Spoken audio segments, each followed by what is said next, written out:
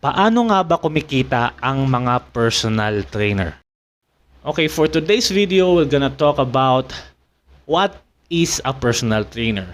Ano ba yung mga different types of personal trainers? And ano ba yung mga factors na nakakaapekto sa earnings ng mga personal trainers? And ano yung average earnings ng mga personal trainers? And finally, how much I earn as a personal trainer?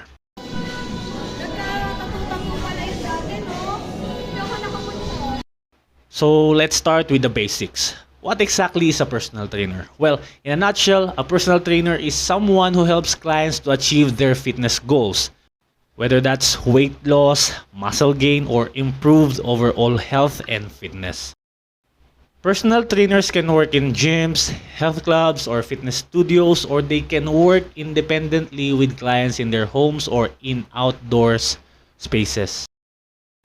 Different types of personal trainers. There are also different types of personal trainers depending on their areas of expertise and the types of clients they work with. Some personal trainers specialize in working with athletes, while others focus on weight loss or bodybuilding. Some personal trainers work with clients of all ages and fitness levels, while others may work exclusively with seniors or individuals with specific health conditions. Factors that influence the earnings of personal trainers. So basically, we are earning basic salaries depending sa area. Siyempre, pagka sa Manila ka, mas mahal. Pag dito sa Laguna, siyempre, mas mura compare sa Manila. So we also earn commissions. So yung commission na yan, depende yan sa gyms. May mga gyms na naka-based sa client sales per month. May mga gyms na nag-offer ng 25 to 35% commission.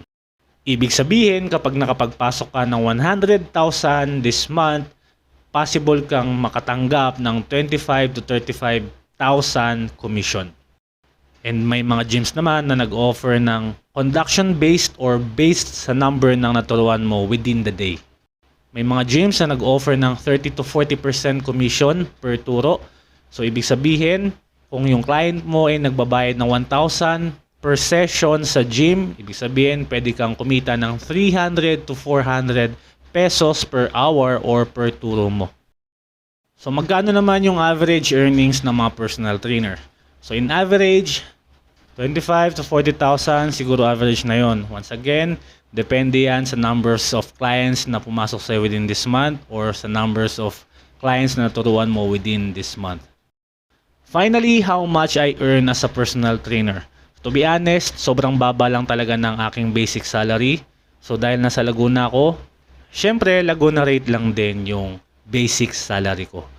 Yung average commission ko naman is around 25 to 40,000 a month. And yung pinakamataas naman na commission na natatandaan ko is 72,000 sa loob ng isang buwan plus yung basic salary. So there you have it. That's how much I earn as a personal trainer. Of course, everyone's earnings will be different depending on their unique circumstances. But I hope that sharing my experience has been helpful for those who are curious about this topic. If you have any questions or comments, feel free to leave them down below. And as always, thanks for watching.